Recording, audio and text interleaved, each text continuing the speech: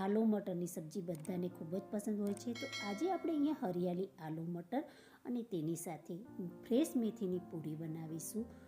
તે બનાવવા માટે સૌપ્રથમ આપણે પૂરીનો લોટ બાંધી લઈશું. તેના માટે ઘઉંનો લોટ લઈ લઈશું. તેમાં સાફ કરી ધોઈ સમારેલી લીલી મેથી ઉમેરી લઈશું. સ્વાદ અનુસાર મીઠું, ચપટી હળદર ઉમેરી લઈશું અને એકવાર બધું મિલાવી લઈશું. હવે તેમાં થોડું તેલનું મોણ ઉમેરી બધું બરોબર મિલાવી જરૂર મુજબ પાણી ઉમેરી લોટ બાંધી તૈયાર કરી લઈશું.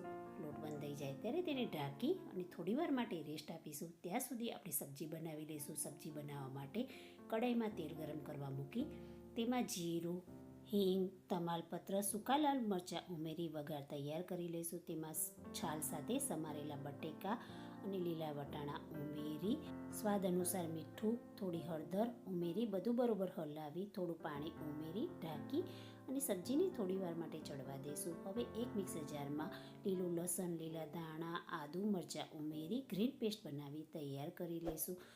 શાક સરસ ચડી જાય ત્યારે તેમાં બનાવેલી મસાલાની પેસ્ટ ઉમેરી લઈશું અને થોડું પાણી ઉમેરી એકવાર હલાવી ઢાંકી અને થોડીવાર માટે ઢાંકી અને પછી થોડીવાર માટે ખુલ્લું શાકને સીજવા દઈશું. રેસ્ટ આપેલી કણકને મસળી લઈશું અને તેમાંથી એક સરખા લુવા પાડી લઈશું. તેમાંથી પૂરી બનાવી લઈશું. પૂરી વણાઈ જાય ત્યારે તેને ગરમ તેલમાં મૂકી તળી લઈશું. પૂરી થોડી લાઈટ ગોલ્ડન કલરની થાય ત્યારે તેને તેલમાંથી નિતારી બહાર કાઢી લઈશું. આ રીતે બધી પૂરી તળી તૈયાર કરી લઈશું. શાક પણ સીજાઈ સરસ તૈયાર થઈ ગયું છે. તેમાં એક નાની ચમચી ભરી ખાંડ ઉમેરી લઈશું અને એક લીંબુનો રસ ઉમેરી લઈશું. બધું બરોબર હલાવી શાકને તૈયાર કરી લઈશું. તૈયાર શાકને મેથીની પૂરી અને તળેલા મરચાં સાથે સર્વ કરીશું તો તૈયાર છે આલુ મટરની હરિયાળી સબ્જી અને તેની સાથે લીલી મેથીની પૂરી, જે ખાવામાં એકદમ ટેસ્ટી લાગે છે.